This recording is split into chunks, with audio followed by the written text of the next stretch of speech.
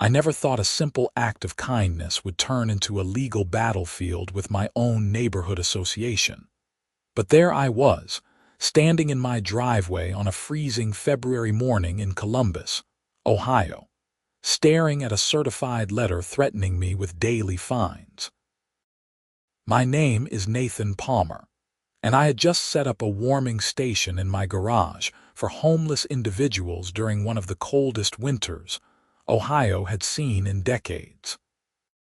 The thermometer had been hovering around -5 degrees for 3 days straight, and the local shelters were completely overwhelmed. I had taken the Red Cross training course the previous summer on operating emergency warming stations, never thinking I would actually need to use it.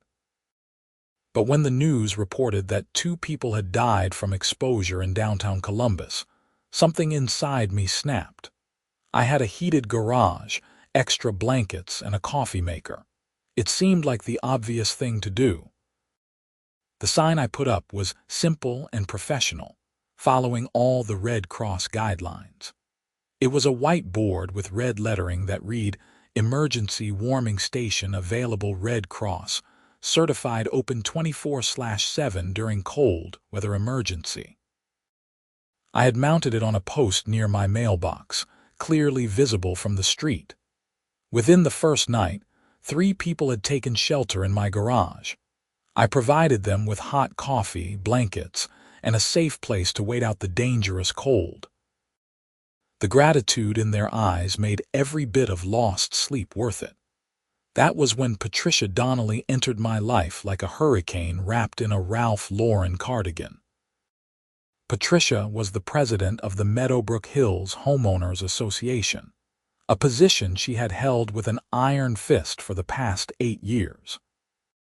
She was 52 years old, had perfectly highlighted blonde hair that never moved in the wind, and drove a white Mercedes SUV that she parked diagonally across 2 spaces at the neighborhood pool every summer. I had managed to avoid any real interaction with her during my 3 years in the neighborhood, aside from the occasional wave and forced smile at community events. The morning after I put up the warming station sign, my doorbell rang at 7:30.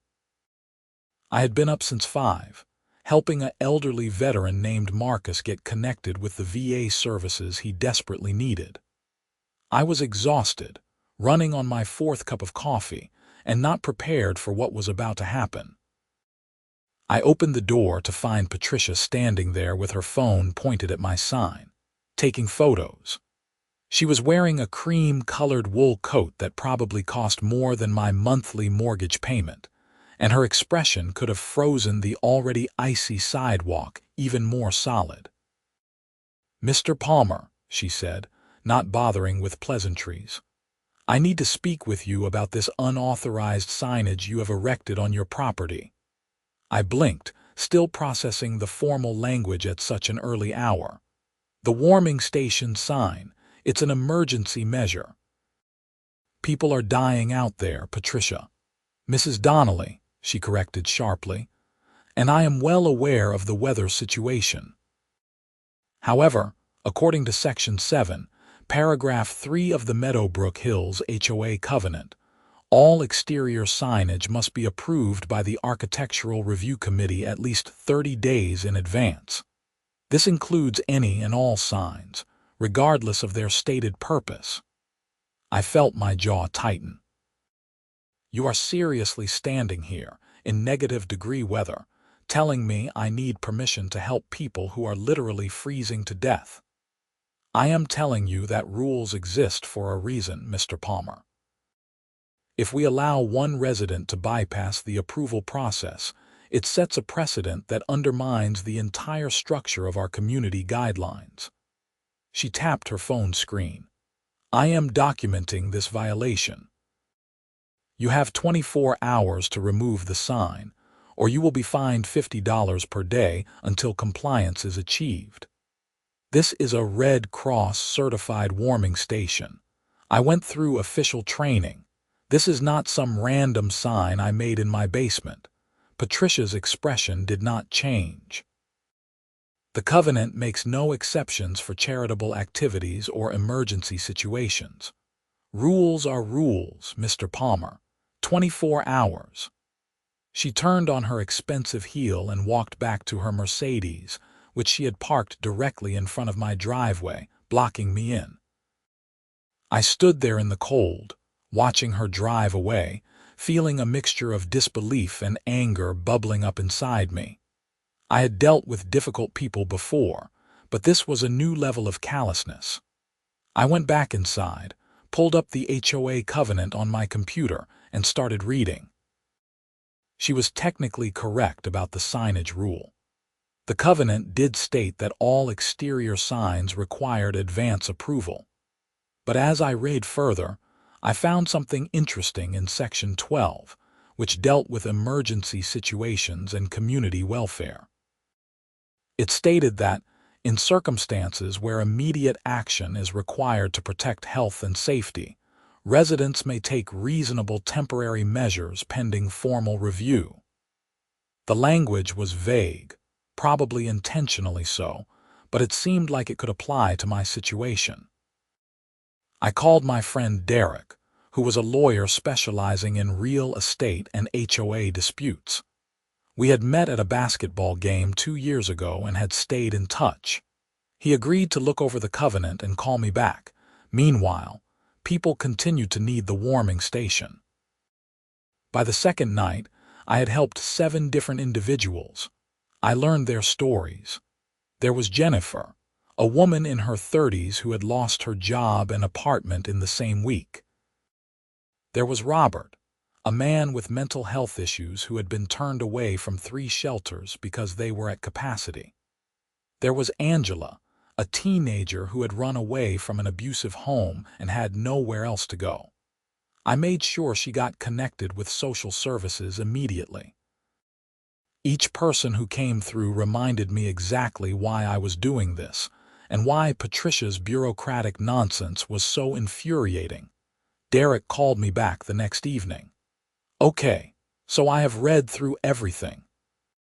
The good news is that you have a legitimate argument under the emergency provision clause. The bad news is that Patricia Donnelly has a reputation in HOA circles for being absolutely relentless. She once fined a family $2,000 because their Christmas lights were the wrong shade of white. You are kidding. I wish I was. She eventually backed down when they threatened legal action, but only after making their lives miserable for 3 months. Derek paused. Look, Nathan, you are doing a good thing here, but you need to document everything. Keep records of everyone you help, all communication with the HOA, everything. If this goes to court, you want to be prepared. Court. Over a warming station sign. Over anything. These HOA disputes can get incredibly ugly. Just trust me on this. I took his advice and started keeping detailed records. I photographed the sign, documented every person who used the warming station, and saved every email and letter from the HOA. The certified letter arrived 3 days later.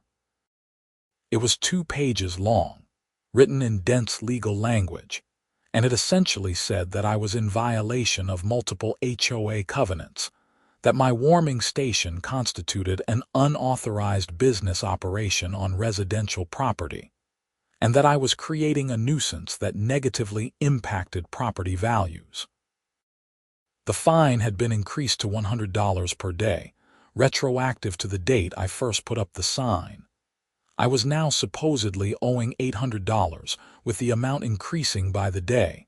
I immediately called Derek again. Can they do this? Can they just retroactively fine me?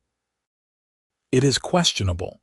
The retroactive application is aggressive, and the characterization of a charity operation as a business is a stretch.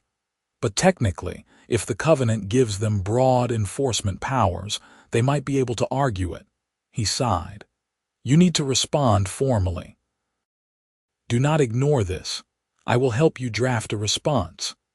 We spent 2 hours on the phone that night, crafting a response that was professional but firm. We cited the emergency provision clause, included documentation of my Red Cross certification, and provided statements from 3 of the individuals I had helped explaining how the warming station had potentially saved their lives. We also included temperature records showing that Columbus was experiencing a declared weather emergency, with officials urging people to check on vulnerable neighbors and provide shelter where possible. I sent the response via certified mail and email, making sure I had proof of delivery. 2 days later, I received a phone call from Patricia herself. Her tone was clipped and angry. "Mr. Palmer, your response to the HOA board has been received and reviewed. We are not persuaded by your arguments.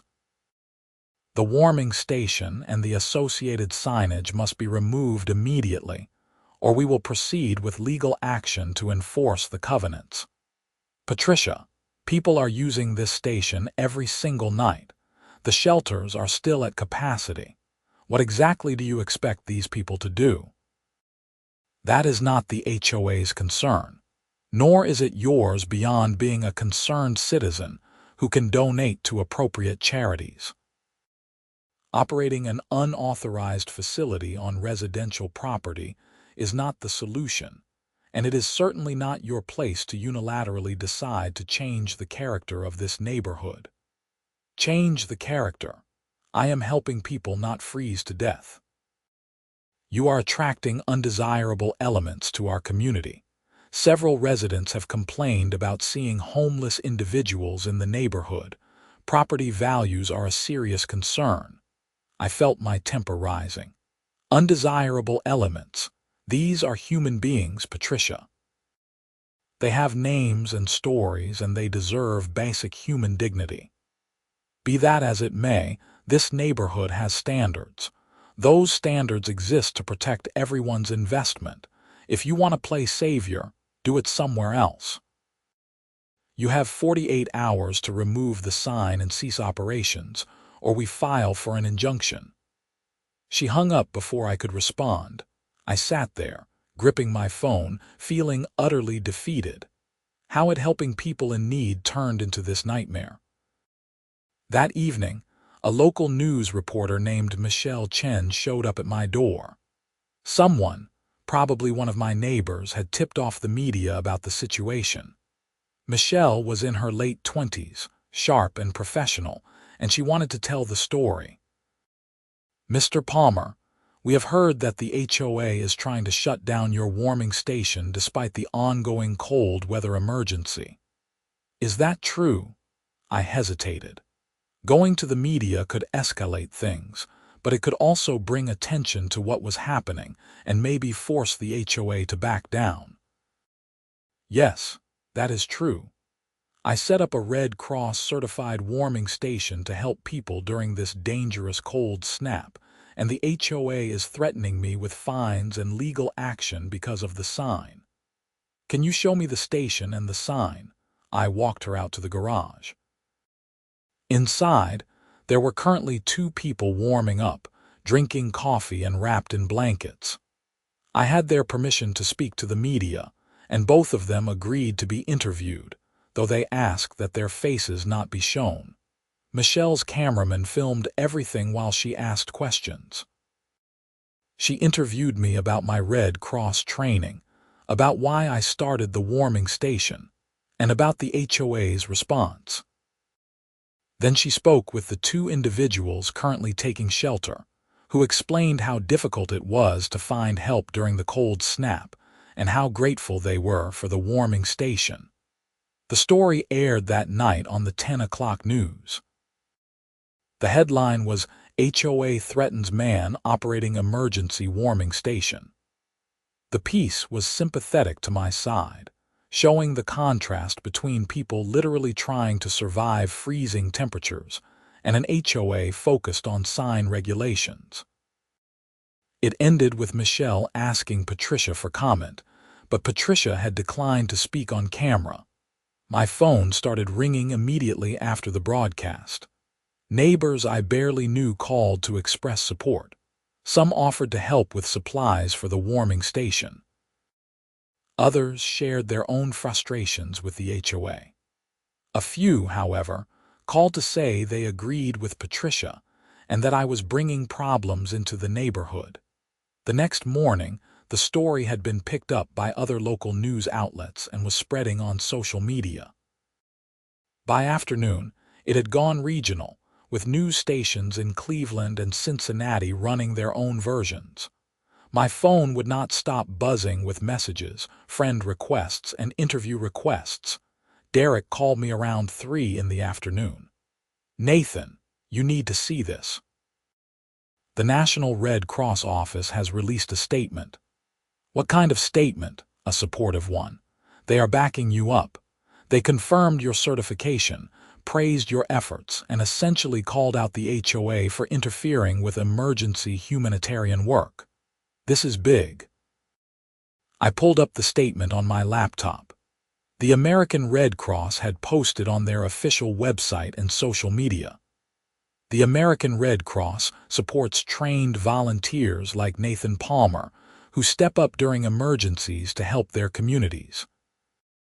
Warming stations save lives during dangerous cold weather events.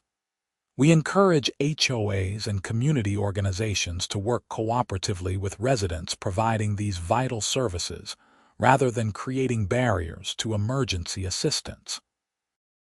Mr. Palmer followed our training protocols and established his warming station appropriately. We stand with him and all volunteers who prioritize human life and dignity. I felt a wave of relief wash over me. I was not alone in this fight anymore. Patricia, however, was not deterred. That evening, I received another letter, this time from a law firm representing the Meadowbrook Hills HOA. It was a formal cease and desist letter, demanding I immediately remove the sign and cease all warming station operations, or they would seek an emergency injunction from the county court. This was getting serious. Derek reviewed the letter and shook his head when we met at a coffee shop the next morning. "They are really pushing this. An injunction would legally force you to shut down, and if you violated it, you could face contempt charges. But here is the thing. I think they are going to lose if this actually goes to court. The publicity is terrible for them. The Red Cross has your back, and you have a solid emergency provision argument. They are banking on you backing down because legal fights are expensive and exhausting." "I am not backing down," I said firmly. "This is too important. Then we fight. I will represent you pro bono. This is exactly the kind of case I got into law for." Over the next week, things moved quickly. The HOA filed for their injunction. We filed a response opposing it and arguing that the warming station was protected under the Emergency Provision Clause, and that shutting it down would cause immediate irreparable harm to vulnerable individuals. We included declarations from several people who had used the warming station, medical experts explaining the dangers of extreme cold exposure, and additional support letters from local charities and social service organizations. The Red Cross sent their own letter to the court, offering expert testimony on the importance of warming stations and confirming my proper certification and operation of the facility. The hearing was scheduled for February 21st, which was 2 weeks away. In the meantime, I continued operating the warming station. The weather remained brutally cold, and people continued to need help. The media continued covering the story, and public opinion seemed overwhelmingly on my side. Local restaurants started donating food. A nearby church delivered blankets and supplies. Even the mayor of Columbus made a public statement supporting warming stations and thanking volunteers like me. Patricia and the HOA board remained silent publicly, but I heard through neighbors that an emergency board meeting had been called. Apparently, several board members were uncomfortable with the direction things were going and the negative publicity the HOA was receiving. Some homeowners were openly calling for Patricia's resignation. One evening, about a week before the hearing, I was in the garage checking on things when a car pulled up. An older gentleman got out, probably in his 60s, wearing a nice suit. He introduced himself as Richard Morrison, a member of the HOA board. "Mr. Palmer, I wanted to speak with you privately. I am not here in any official capacity, just as a neighbor." I was cautious. "Okay, what is on your mind?" "I want you to know that not everyone on the board supports what Patricia is doing. Several of us have serious concerns about this legal action. The problem is that Patricia controls the board meetings, and she has convinced a majority that this is about maintaining community standards and protecting property values. She is very persuasive." "She is very wrong," I said. "I agree. And I think this is going to blow up in the HOA's face. The publicity is terrible. We have had dozens of homeowners express support for you. Some are even talking about recalling the board." He looked uncomfortable. "I wanted you to know that there are people trying to work behind the scenes to resolve this before the hearing. We are trying to convince Patricia to drop the legal action and allow the warming station to continue, at least through the winter." "I appreciate that, Richard. But I am not going to negotiate away people's safety. The warming station stays open regardless of what the HOA wants." He nodded. "I understand. Just know that you have more support in this neighborhood than you might realize." He got back in his car and left. The hearing arrived. The courtroom was surprisingly full. News crews were not allowed inside, but they crowded the hallway outside. Several of the people I had helped showed up to support me. Neighbors were there. Representatives from the Red Cross were there. Even Michelle Chen, the reporter who first covered the story, was there taking notes.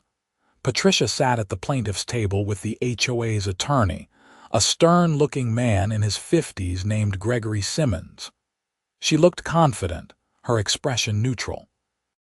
She had dressed impeccably, clearly understanding the optics.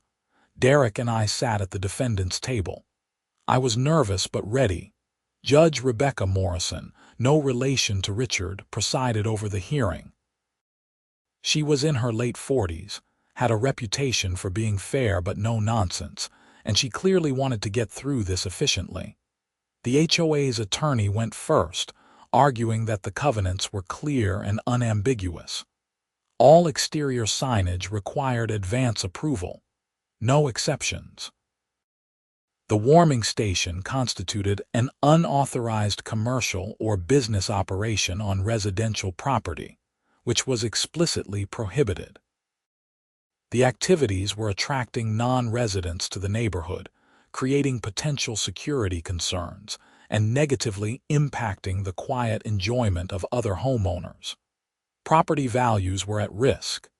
The covenants existed to protect everyone, and selective enforcement would render them meaningless. He presented photos of the sign, copies of the covenant provisions, and testimony from Patricia about the importance of maintaining community standards. He also presented statements from 3 homeowners who claimed they felt uncomfortable with homeless individuals in the neighborhood and were concerned about safety. It was a professionally presented argument, but it felt cold and disconnected from the reality of what was actually happening. Then it was our turn. Derek stood up and immediately shifted the tone. "Your Honor, this case is fundamentally about whether bureaucratic rules trump basic human compassion and emergency public safety measures. Mr. Palmer is a Red Cross certified volunteer operating an emergency warming station during a declared cold weather emergency. People have died in this city from exposure. Mr. Palmer's warming station has likely saved lives." He walked through the emergency provision clause in the covenant, arguing that it clearly applied to this situation. He presented my Red Cross certification, the training materials, and the operational guidelines I was following. He presented declarations from multiple individuals explaining how the warming station had helped them during a desperate time. He presented the Red Cross statement of support. He presented statements from the city's emergency management office supporting warming stations. He presented medical testimony about hypothermia and cold exposure risks. Then he made a broader point. The HOA wants this to be about rules and property values, but at its core, this is about whether we value property over people. The covenants are not meant to be weapons used to prevent life-saving emergency measures. They are meant to maintain community standards in normal circumstances. But these are not normal circumstances, Your Honor. This is an emergency, and Mr. Palmer responded appropriately and legally. Shutting down this warming station during ongoing dangerous cold weather would be unconscionable. Judge Morrison asked several questions, probing both sides on specific covenant language, on the operational details of the warming station, and on the public safety implications.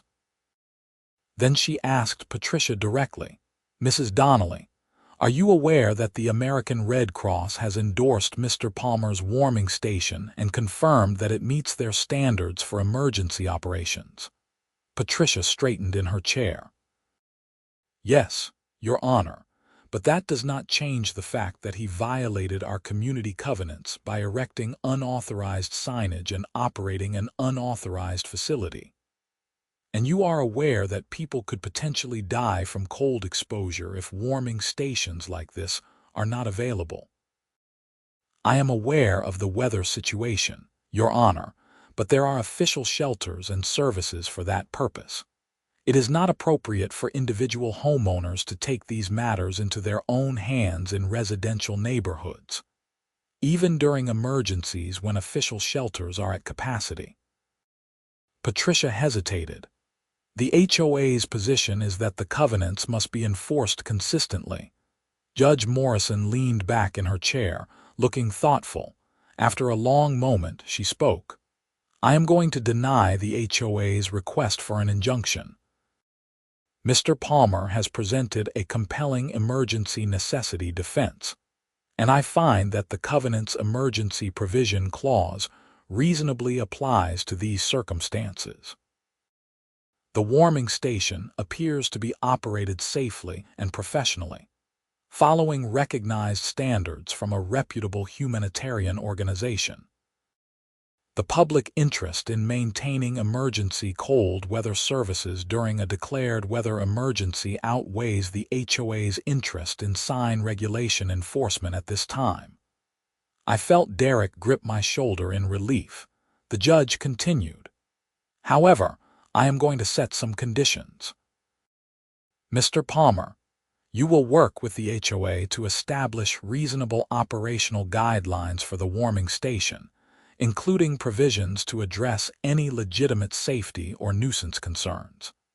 The HOA will not unreasonably withhold cooperation. If the cold weather emergency ends and temperatures return to normal ranges, the necessity justification for the warming station may no longer apply, and you will need to work with the HOA on any continued operations. Do you understand?" "Yes, Your Honor. Thank you." She looked at Patricia. "Mrs. Donnelly, I would encourage the HOA board to think very carefully about how you approach situations like this going forward.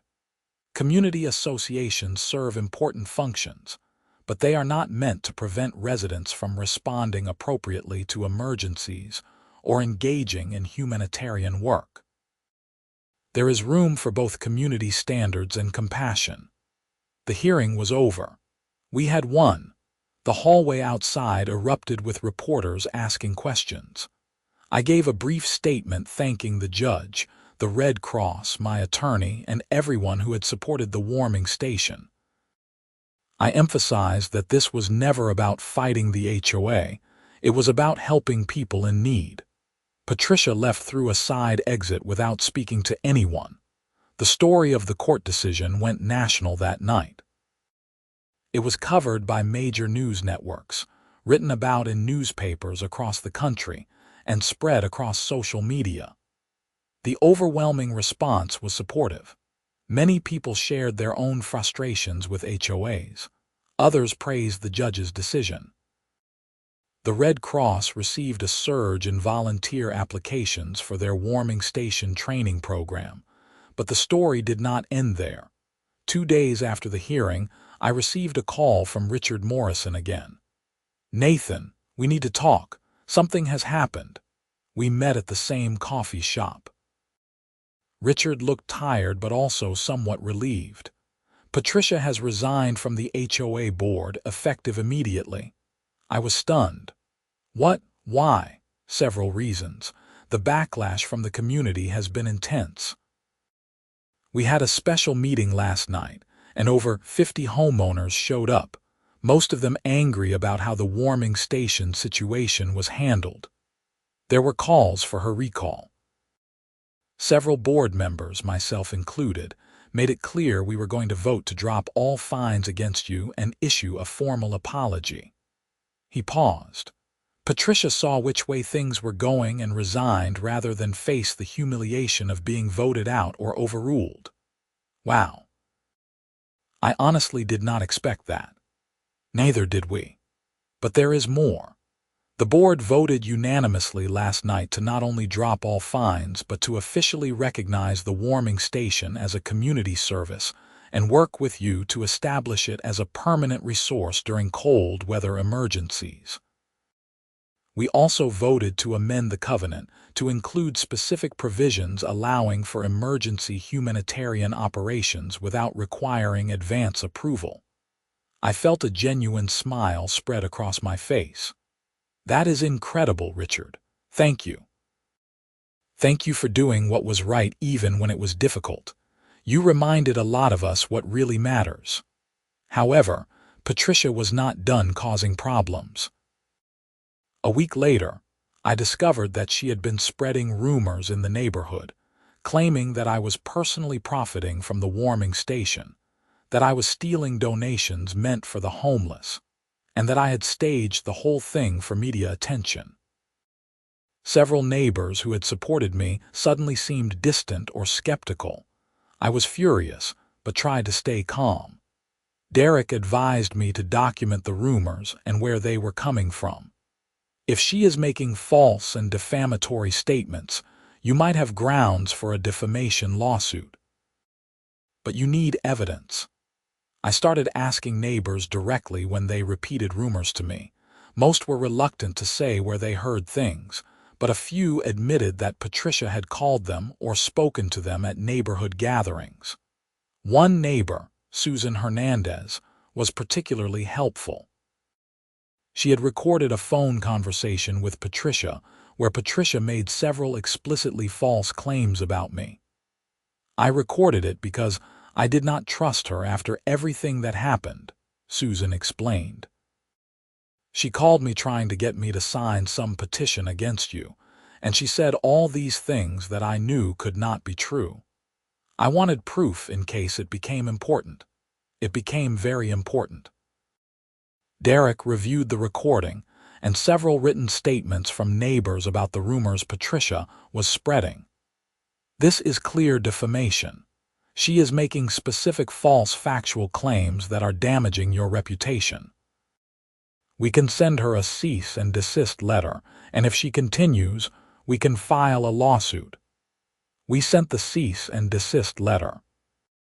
It detailed the specific false statements Patricia had made, explained that they were defamatory, and demanded that she immediately stop making any further false statements about me and issue written retractions to anyone she had made false statements to. Patricia's response came through her attorney. She denied making defamatory statements and accused me of harassment. Derek shook his head when he read the response. "She is not taking this seriously. That is a mistake. We filed a defamation lawsuit." It was not something I wanted to do, but I could not let her destroy my reputation with lies after everything that had happened. The lawsuit moved slowly through the court system over the next few months. Meanwhile, the warming station continued operating through the rest of the winter. We helped dozens of people. The new HOA board was supportive and helpful. They issued a formal apology in the neighborhood newsletter, which read, "The Meadowbrook Hills HOA board wishes to extend our sincere apologies to Nathan Palmer and to our community for the mishandling of the warming station situation. Mr. Palmer engaged in exemplary humanitarian work during a crisis, and he should have been supported, not opposed. We are grateful for his service and for his dedication to helping those in need. We are proud to have him as a member of our community. We have worked with Mr. Palmer and the American Red Cross to establish guidelines for emergency humanitarian operations in our neighborhood, ensuring that we can respond effectively to future emergencies while maintaining community standards. We encourage all residents to follow Mr. Palmer's example of compassion and service. The Red Cross featured my story in their national newsletter and used it as an example in their training programs for new volunteers. They also worked with HOAs across the country to develop model policies for supporting warming stations and other emergency services. By April, the weather had warmed up significantly, and the warming station was no longer needed. I closed it down for the season, but kept all the supplies organized in my garage in case they were needed again the following winter.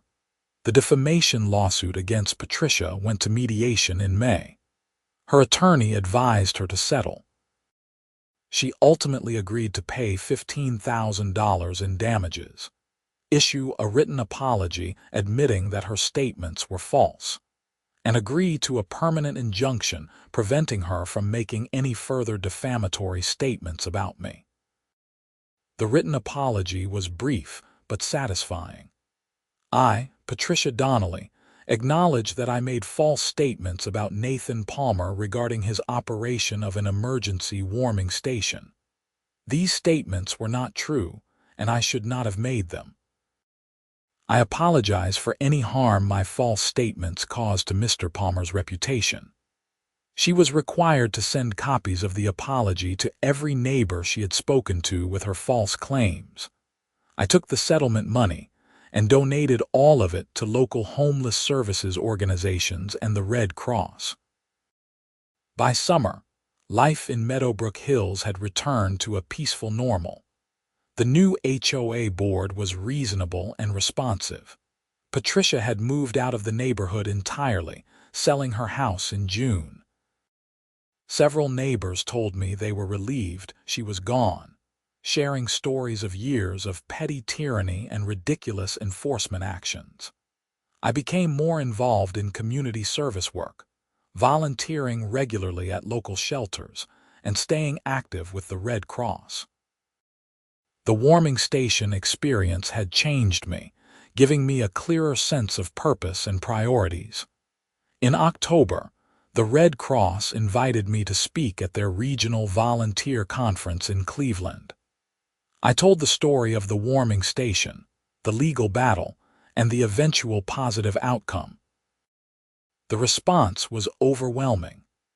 Dozens of volunteers approached me afterward, sharing their own stories of facing obstacles while trying to help people and thanking me for standing up for what was right. As winter approached again, I prepared to reopen the warming station if needed. The HOA board was fully supportive this time. We had established clear protocols and operational guidelines. Several neighbors had volunteered to help if we had another severe cold snap. The first major cold front arrived in mid-December. The temperature dropped to 8 degrees, and the shelters reported being at capacity again. I opened the warming station. This time, there was no conflict, no threats, no legal battles. Just neighbors helping neighbors and showing basic human compassion to people who needed it. The first person who came to the warming station that night was Marcus, the elderly veteran I had helped the previous winter. He had gotten into stable housing through VA services and had turned his life around, but he was checking on some friends who were still on the streets and making sure they knew about the warming station. "You saved my life last winter," he told me, shaking my hand firmly. "I would have died out there if not for this place. Now I am trying to help others the way you helped me." That moment made everything worthwhile. All the stress, the legal battles, the conflict, the exhaustion, it all mattered because lives were being changed. Over that second winter, the warming station helped even more people than the first year. Word had spread, and we became known as a reliable resource. Local social workers started referring people to us. We connected people with services, helped them get identification documents, assisted with job applications, and provided a safe, warm space during the coldest nights. In February, a local foundation reached out to me. They had read about the warming station story and wanted to provide a grant to help expand the program. They offered $20,000 to establish warming stations in multiple neighborhoods across Columbus, using my model and working with the Red Cross. I partnered with the Red Cross to develop a training program specifically focused on operating neighborhood warming stations. We created a toolkit for volunteers that included operational guidelines, legal information about working with HOAs, and best practices for connecting people with services. By the following winter, there were 15 certified warming stations operating across Columbus, coordinated through the Red Cross. The city officially recognized the network and included it in their emergency management plans. We had created a system that saved lives and brought communities together. I often thought about Patricia and how different things could have been if she had simply chosen compassion over bureaucracy. Her stubbornness and cruelty had inadvertently sparked a movement that helped hundreds of people. Sometimes good things come from fighting bad battles. The Meadowbrook Hills neighborhood changed too. The HOA became known as one of the most progressive and community-minded associations in the area.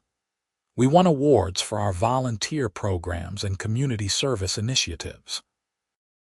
Property values actually increased, not because we enforced petty rules, but because we built a reputation as a neighborhood that cared about people. 3 years after that first cold February night when I hung up a simple sign, I was invited to testify before the Ohio State Legislature. They were considering a bill that would protect volunteers operating emergency warming stations and other humanitarian services from HOA interference during declared emergencies. The bill, nicknamed the Palmer Provision by some legislators, passed unanimously. Standing in the State House, giving testimony about the importance of removing bureaucratic barriers to emergency humanitarian work, I felt a profound sense of gratitude, not for the recognition or the attention, but for the opportunity to make a real difference. I talked about the people I had met in my garage on those freezing nights. Jennifer, who had lost everything but was now working full-time and saving for her own apartment. Robert, who had gotten into mental health treatment and was managing his condition successfully. Angela, the teenager who had been connected with foster care and was now in college. Marcus, the veteran who went from homeless to housed to helping others. I explained that these were not statistics or abstract problems. They were real people with dignity and worth, and they deserved communities that treated them with compassion rather than contempt. The bill passed, and the governor signed it into law in April. That summer, I married my girlfriend Julia Lewis, who I had met while volunteering at a homeless services organization. She had been inspired by the warming station story and had started volunteering herself. We bonded over our shared commitment to service and our belief that communities should be measured by how they treat their most vulnerable members. We bought a bigger house, still in Meadowbrook Hills, with an even larger garage. We made sure the HOA knew upfront that we would continue operating the warming station during cold weather emergencies. They not only approved, but offered to help promote it. Patricia's old house, interestingly enough, was purchased by a young couple who were both social workers. They became some of our closest friends and most dedicated volunteers. Life had a funny way of working things out. On the 5th anniversary of that first warming station, the city of Columbus honored me with a Community Service Award. The ceremony was held at City Hall, and the room was filled with people whose lives had been touched by the warming station network. Current and former guests, volunteers, social workers, Red Cross officials, city leaders, and neighbors all came together to celebrate. The mayor gave a speech about the importance of community compassion and individual action. Nathan Palmer saw a problem and did not wait for someone else to solve it. He did not let bureaucracy or resistance stop him from doing what was right. He showed us that one person with conviction and compassion can spark change that helps thousands. Columbus is a better city because of his example. But the moment that meant the most to me came after the formal ceremony ended. A woman in her 20s approached me nervously. She looked healthy and well-dressed, and I did not recognize her at first. "Mr. Palmer, I do not know if you remember me. My name is Angela. You helped me 5 years ago when I was a scared teenager with nowhere to go. You gave me shelter and helped me get connected with services. You probably saved my life." Then I remembered. The frightened girl who had shown up at my warming station that second night, running from abuse and desperate. "Angela, of course I remember you. How are you?" "I am good. Really good. I am finishing my degree in social work at Ohio State. I want to help people the way you helped me." Tears welled up in her eyes. "I just wanted you to know that what you did mattered. I would not be here without you." We hugged, both of us crying, and in that moment, I knew with absolute certainty that every difficult moment of the past 5 years had been worth it. The warming station continued operating every winter, helping people survive, connecting them with resources, and reminding our community that we are all in this together.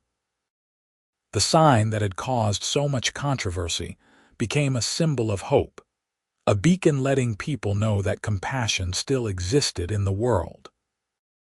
Sometimes I drove past the spot where that first sign had stood, remembering Patricia's angry expression as she took photos of it, threatening me with fines and legal action. I wondered if she ever thought about how things had turned out, if she ever regretted choosing rules over humanity.